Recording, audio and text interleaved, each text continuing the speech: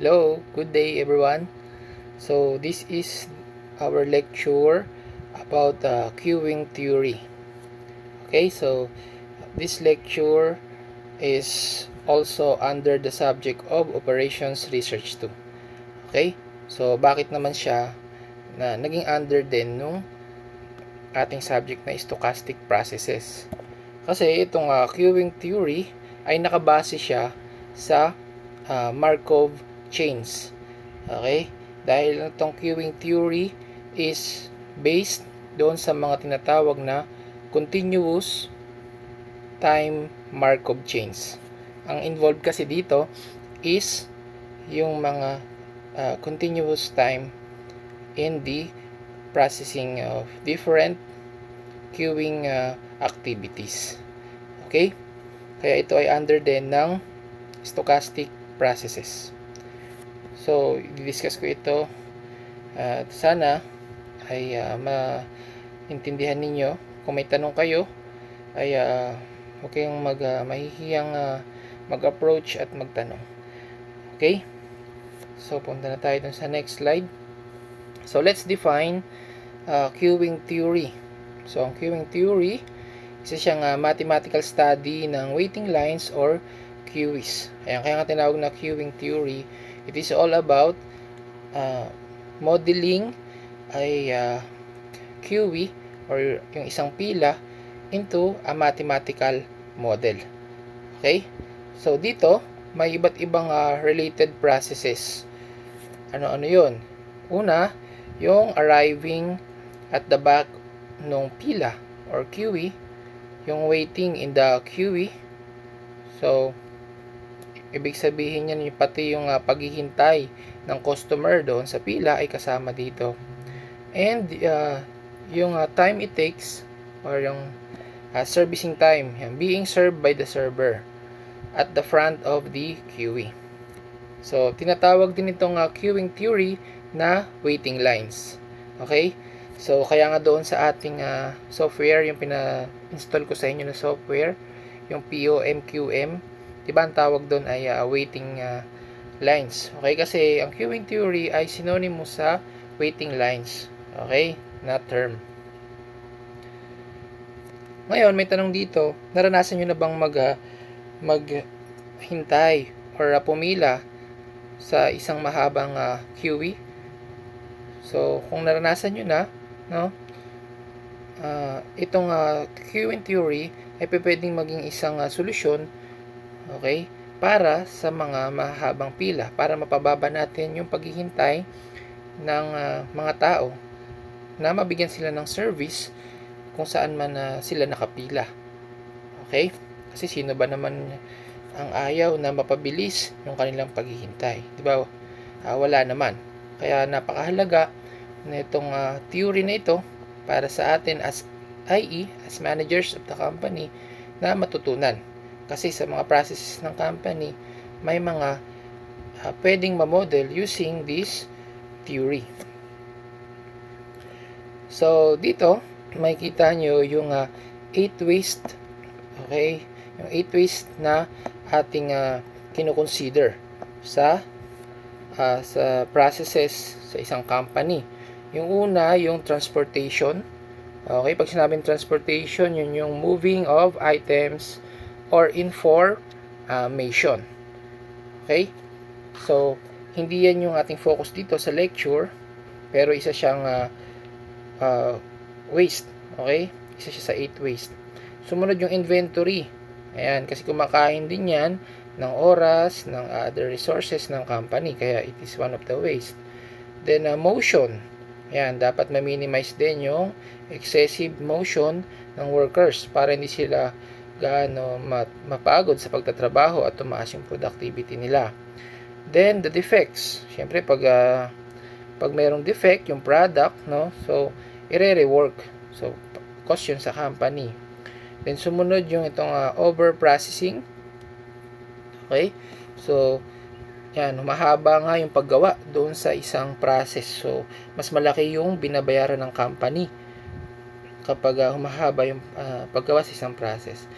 And, itong overproduction. Pag dumami yung gawa, no? Hindi nabibenta. So, waste din yan. Then, of course, skills. Yung mga hindi natin na utilize or fully utilize na mga skills ng mga empleyado natin or mga workers. And finally, itong waiting line. So, ito kasing ating focus. So, pinapakita lang dito na yung focus ng ating lecture ng queuing theory is ma-minimize itong one of the 8 waste, which is the waiting or the waiting time for information or items to arrive. Okay, ito yung goal natin, ma-minimize itong waiting time. Okay, so dito, mayroong mga common queuing situations. Okay, so sa ano-ano yung mga common queuing situations? So una, nandito sa taas is yung supermarket. Okay, so lahat naman siguro tayo ay nakaranas ng maghintay sa mga pila, sa mga cashiers, di ba? So, isa yan sa application ng queuing theory, kung paano mapapabilis, okay, ang pila diyan. Pwedeng ma-apply diyan. Then sumunod sa highway toll. Okay? So, sa highway toll, ganun din, may pila. Yan. So, pag mahaba yung pila, ang traffic yung kalalabasan. So masyadong maghihintay ng matagal yung mga sasakyan. So dito pinapakita lang yung mga population ng unang arrivals in Kiwi. Ano-ano ba yung mga dumarating? Syempre pagdating sa supermarket, yung mga shoppers. So paano sila siniserve? Syempre yung sa pagbabayad ng mga cashier, mga shoppers doon sa cashiers, okay, para sa mga pinamili nila. Sa highway naman, syempre mga sasakyan nga, and doon sa mga toll fee booths sila nagbabayad. And another example dito ng situation is sa mga doctors offices, hospitals or clinics. Okay, mga patients naghihintay yan para sila ay mabigyan ng service ng doctor for the treatment they needed. Then sumunod yung computer systems. O kahit sa computer meron ding pila, may queue din. O example yung mga programs, minsan kasi sabay-sabay yan na nagra-run. O pwedeng bumagal yung system ng isang computer pag sabay-sabay, no. And then sa bangko, ayan, so sino sa inyo may mga account na sa bangko, syempre may pila din yan, no. And nakakainis nga naman pag masyadong matagal yung paghihintay sa bangko. And last yung harbor, yung sa mga port, no. So mapapansin niyo napakahaba ng pila ng mga ships or mga sasakyan na naglo-load or nag-unload ng mga karga nilang mga goods. Okay? So lahat ng 'yan, mga situation na 'yan ay pwede nating ma-applyan ng queuing theory para mapababa yung paghihintay or yung waiting time ng mga customers. Okay, kasi ang oras ay mahalaga. Ito is ang oras ay convertible sa pera. Okay? So as i.e. dapat natin ma-minimize 'yon. So ito yung mga applications and assumptions under ng queuing theory. Okay? So yan nga nabanggit natin na applicable siya dito sa field ng transportation, pati sa telecommunication na rin, manufacturing, and any area na kung saan merong service na ibinibigay sa mga customers. So, dito, ina-assume na yung mga incoming traffic, okay, which na binubuo ng mga customers, okay, papunta dun sa system, ay namomodel siya via a Poisson distribution. So, ano itong Poisson distribution? Mamaya sa next slide, meron niyang formula. Ang Poisson distribution, yan, isa siyang discrete probability distribution. So, ano yung pinapakita niya? Pinapakita ng Poisson distribution yung probability na mangyayari yung event. Kung ilang beses mangyayari ang isang event within an interval, okay, in time, or within a space. Okay, so yun yung Poisson distribution. So kaya nga 'di ba under itong topic na to ng under itong topic na ito ng ating subject ng stochastic processes. Kasi nag-involve din ito ng mga probabilities. Okay? To predict future outcomes.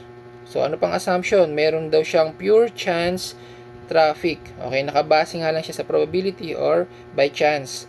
Kung tuwing kailan lang darating yung mga customers. Okay? Then, dito, another assumption, yung call arrivals, ibig sabihin, yung time na tatawagin na yung mga customers. Okay? And departures, yung pag-alis naman nila doon sa servicing area. So, they are both random and independent events. So, meron ditong statistical equilibrium probabilities. So, hawig ito nung model 1 ng Markov chain. Okay, na ating napag-aralan. Within the system, do not change. Okay? Then, all incoming traffic can be routed to any other customer within the network.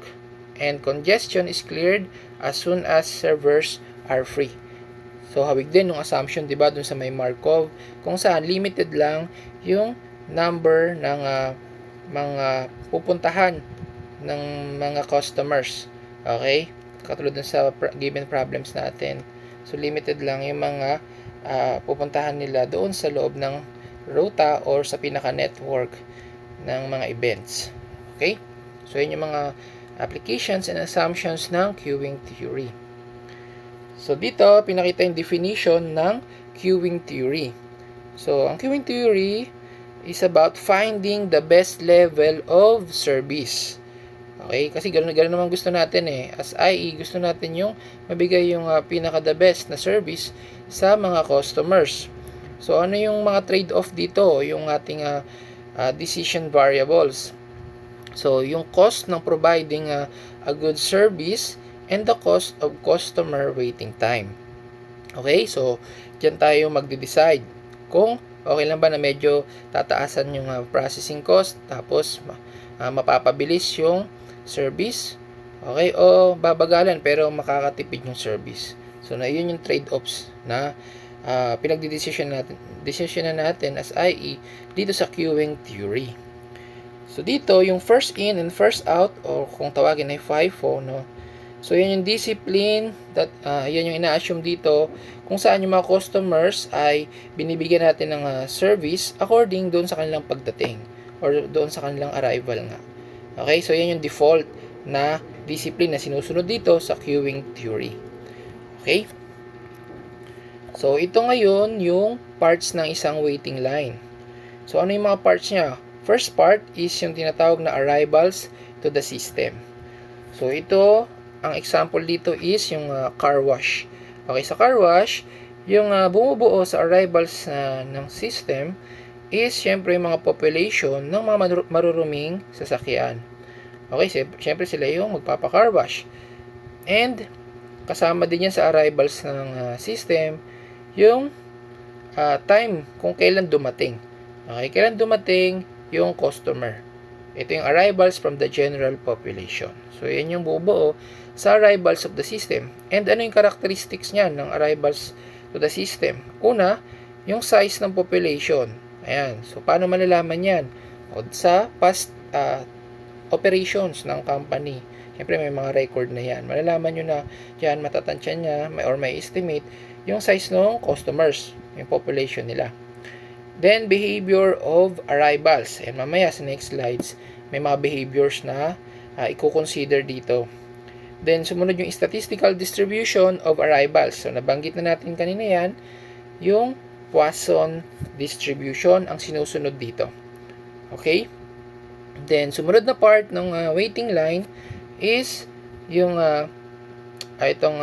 in the system. So, loob na mismo ng car wash system. Okay? So, anong makikita dito sa loob ng car wash system? Siyempre, nandyan yung pila or yung QE. Then, yung service facility. Okay, kung saan nililinis na yung sasakyan. So, yung waiting lines, ito yung mga characteristics niya, no? So, pwede siyang limited versus unlimited. Ibig sabihin, kung malaki ba yung espasyo or space doon sa company, kaya niyang mag-accommodate ng unlimited customers. Or pag hindi naman, limited lang, no? Then, yung kanilang discipline. Okay, may behavior din na ino-observe sa mga nakapila. Mamaya ma-discuss din yan sa next slide, yung mga behaviors na yan. And of course, sa uri na rin ng service or yung quality ng service na binibigay. And third part ng waiting line is yung exit the system. Palabas na nung system dito. So, ano yung characteristic niyan?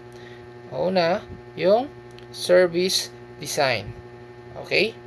So, sa service design, makikita nyo na nga yung quality nung service na ibinigay. And the statistical distribution of service. So, ano ibig sabihin nun? Yung time it takes, no, sa kada service na ginagawa. So, ginagawan pa siya ng statistical distribution. Yan. Kinukuha yung oras, tapos inaalam kung ano yung kanyang distribution. Okay?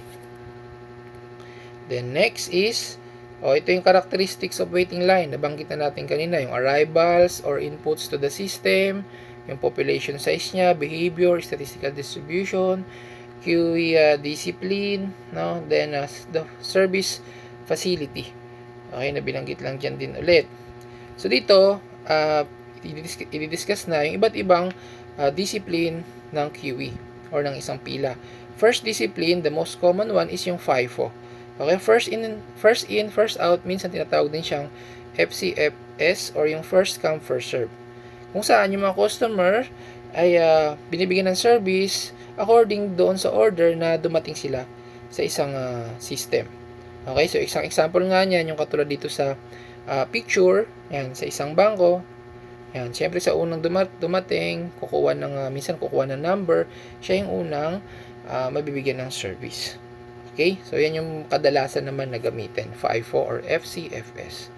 Sumunod na discipline is yung LIFO or LCFS, kabaliktaran nung FIFO, no? Yung last in, first out, and or last come, first serve.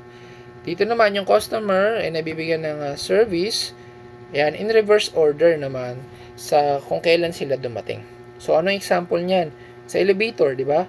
Kung sino yung unang dumating, pumasok dun sa elevator, siya yung huling lalabas. At kung sino yung huling pumasok, siya yung huling lalabas.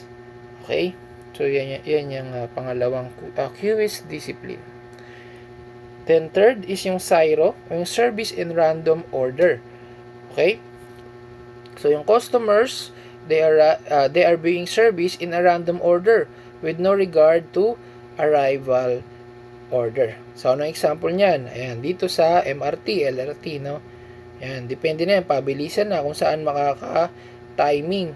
Okay, na maluwag yung pintuan. Okay, so service in random order. Then sumunod yung PQ or yung priority queuing. Saan siya applicable? Sa mga hospital, sa mga clinics. Okay, so ano-ano yung mga options dito? So medyo madami siya. Yung una, yung tinatawag na preemptive priority queuing. Pag sinabing preemptive, yung kung mayroong kailangan lunasan agad para hindi lumala yung sakit, yan yung pinapatupad. Yung non-preemptive queuing naman, ibig sabihin hindi yung yan yung para sa mga hindi malala yung kanilang karamdaman. Okay? Then yung pangatlo, class-based weighted fare queuing.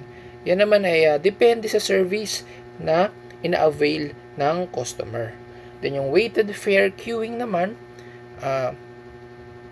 nakadepende na yan nga sa emergency, kung emergency ba o hindi naman yung isang case ng pasyente. Okay? So yun yung pang-apat. Then sumunod yung processor sharing or PS. So yung customers dito are arrived in the determined order with no regard or arrival order. So, ang example niyan is yung pag-appoint or appointment sa mga clinics, sa mga dentist. Okay, so it is used by appointment system. Ayan. So, yan yung processor sharing. Okay, so next yung characteristics. So, binanggit lang ulit dito yung mga characteristics ng arrival. Okay, yung size ng population, unlimited, pag sinabi unlimited, infinite, or limited, finite, or finite. Okay? Then, pag pattern arrivals naman, scheduled or random, often, yun nga, Poisson distribution. Okay? Yung arrival nila sa system. Follows a Poisson distribution. Then, behavior of arrivals, kung maghihintay ba sila sa queue or sisingit ba, okay, and other behaviors, yung bulking and reneging. Yung mga behaviors na yan, madidefine dito sa susunod na next na slides. Okay? So dito, unahin muna natin yung Poisson distribution. Yung Poisson distribution, yung nabanggit ko kanina, yung discrete probability distribution, yung probability nga na mangyayari yung number or yung frequency, okay, ng isang event. Kung ilang beses mangyayari isang event at a certain interval of time or a given space. So ito yung formula niya. P of x is equal to E. Ano yung E dyan? Yan yung 2.7183. Yan yung base ng natural logarithms raised to negative lambda. Ano yung lambda? Lambda, yung Greek letter, no? So, nire-represent niya yung average arrivals rate. Okay? So, yung lambda na yan na ngayon sa arrival pagdating dito sa Poisson distribution yung sinusunod niya. Okay? Then, ayan, times lambda raised to x. Ano yung x? Number of arrivals per unit of time. Halimbawa, per hour, ilan yung dumadating? Per minute, ilan yung dumadating? So, ganun yan. Okay? All over, x factorial. Okay? So, yung x, kasi number of arrivals per unit of time. Halimbawa, from 0 hour to 1, 2, 3, 4, 5, and so on, hours. Okay? Operating hours. So yan, pag green up siya, makikita nyo na hindi siya hindi bell shape o iba ang Poisson distribution sa normal distribution. Okay? So ano mapapansin nyo lang? Siyempre, pag mas tumataas yung average arrivals rate, ayan, mas sila, kumbaga mas dumidikit yung value sa isa't isa. Okay? So, next is yung behaviors of arrivals. Ayun na nga yung nabanggit ko kanina, no? Yung una, yung bulking. Yan yung mga customers na nagde-decide na hindi na lang pipila. Kasi nakita nila, ay, napakahaba, kabisado na namin yan. Maghihintay kami na matagal. So, ang tawag dyan ay bulking. Sumunod yung reneging. Yan yung mga customers na umaalis sila dun sa pila kung naghihintay na sila ng matagal. So, anong pinagkaiba ng bulking at saka reneging? So, yung bulking, nakita pa lang na mahaba yung pila, hindi napipila. Yung reneging naman, pumila muna, tapos naghintay konti, tapos umalis. Okay? Yung pinagkaiba nila, ha? Then, yung jockeying. Yung jockeying naman, yan yung mga customers na sumisingit. Okay? Sa mga pila. Halimbawa, nakita nila na, mas maiksi yung pila doon. Okay? Doon sila sisingit, doon sila pipila. So, ganyan yung jockeying. So, dito, pinakita na nga yung kanilang illustration. Yung bulking, hindi na siya pumasok doon sa waiting line, no? Kasi umalis na nga agad. Yung reneging, pumila muna, tapos naghintay konti, tapos umalis din. Yung jockeying, ayun na nga, pwedeng sumingit or pinipili niya dito sa jockeying yung pinakamaiksing pila.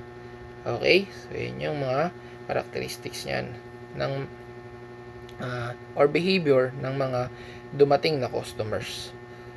Okay? Ngayon, ano naman yung mga characteristics ng service? So, yung una, yung siyempre sa queuing system designs, kung siya ba ay single channel system, multiple channel system, single phase system, multi-phase system. Okay? Pag sinabi natin kasing single channel system, ibig sabihin nun, isang lang siya, kumbaga isang path lang, isang channel or isang path. Okay, isang diretsong processing lang siya. Pag sinabi ng mga multiple channel, pwede siyang two or more paths. Okay, na pwedeng pagpilian nung customer. Okay? So yan. Pag sinabi namang single phase system, yan yung isa lang, no? One at a time lang nakakabigay ng service. Pag multi-phase system, pwedeng simultaneous. nakakapagbigay ng service. Okay? Then sumunod yung service time distribution. Ano yung characteristic niya? Yan yung constant service time. Sabihin, pare-pareho sila per hour, dalawa dumadating na customer, no? O random service time, o iba-iba per hour, minsan dalawa, minsan isa. So, usually, a negative exponential distribution. Okay? Yung service time distribution. So, take note of that. So, dito, yan, may diniscuss yung mga queuing system design at may example. Under ng single channel or single phase system is yung sa dentist, no? Kasi pagpunta nyo sa dentist, syempre maghihintay kayo dyan. And isa lang naman dyan yung pinaka phase. Yan, kung saan yung pagbibigay ng service ng dentista. Madalas isa lang naman yung dentista, di ba? Kaya single phase system. Kaya sa single channel kasi isang diretso lang siya na process. Sumunod, ito naman sa mga drive-thru, no? Sa McDo. So single channel siya kasi isa lang din siyang direction, isang diretso lang siya na process, pero multi-phase system siya. Bakit? Kasi may part 1 yung kukunin yung order mo, part 2 or phase 2, yun naman yung ibibigay yung order mo. Okay? Sumunod, yung sa mga bangko naman. So, multi-channel siya. Bakit? Kasi, meron siyang more than one. For example, server. Okay? Halimbawa, window 1, window 2, window 3. Kaya siya, multi-channel, may pagpipilian. Okay? Na direksyon ng service. Pero siya naman ay single phase system. Bakit? Kasi yung mga windows na yun, okay, pwedeng isa lang naman yung service na binibigay nila. Kaya, single phase system. Pare-pareho lang ng service na binibigay. Okay? Then sumunod, halimbawa sa mga enrollment, no? Sa kolehiyo. So, multi-channel siya. Bakit? Kasi napakadaming direction dyan na pwedeng puntahan. Okay? Halimbawa, pwedeng mauna siya dun sa isang process. Okay? So, ganoon, maraming pinupuntahan. Kaya pansin nyo yung mga arrows na yan, gulo-gulo. Then, multi-phase system siya kasi, may phase 1, okay, phase 1, and may phase 2. Okay, more than one phase. Kaya multi-phase system. Halimbawa, yung phase 1, yan yung pag-exam muna, phase 2, pag-interview. No? So, iba-iba siya. Iba-iba ng klase ng service na binibigay pag multi-phase system. And then dito, sa queuing theory, ginagamit yung tinatawag na Kendall's notation. So, ito yung discipline within the mathematical theory of probability. Okay, so itong Kendall notation, siya yung standard system used to describe and classify a queuing node. Ano ibig sabihin ng queuing node? Yung structure ng pila. Okay? So, yan nga, yung nasa picture, si David George Kendall, siya yung nag-propose niyan noong 1953 pa. So, yung una niyang pinopose, nagko-compose yung structure ng pila ng yung A, yung time between arrivals to the queue, yung pagitan ng pagitan ng oras na pagdating ng customer doon sa pila. Sumunod yung S, yung servicing time distribution. Okay? Kung ano yung variations ng pagbibigay ng service kada customer. Then yung C, yun yung number of servers. Kung ilan yung, halimbawa, ilang cashier, ilang window. No? So, na-extend siya dito sa mga parameters na to. Yung K, yung capacity ng pila, kung ilan lang ba yung kayang papilahin. Then yung N, yung calling population or population size to be served, ilan lang yung papapasukin. Okay? Then D, yung queuing discipline. Okay, mga nabanggit natin kanina. So, sabi dito may note, kapag yung tatlong parameters na to, yung K, N, and D, hindi naman sila na-specify sa problem, i-assume daw natin na yung K, yung capacity ng QE, ay infinite. Okay? And yung N, yung calling population or population to be served is infinite din. At yung D, pag hindi nga nabanggit, FIFO or first in, first out. Okay? Yung discipline na gagamitin. Okay, so ito yung apat na models. Yung next part ng lecture na ito na ating pag-aaralan. 4 models ng queuing theory. Okay? Na gumagamit ng Kendall notation. Ayan, so for this first part, kung may tanong kayo, no, huwag kayong mahihiyang magtanong sa akin. So, see you dun sa next part. Thank you.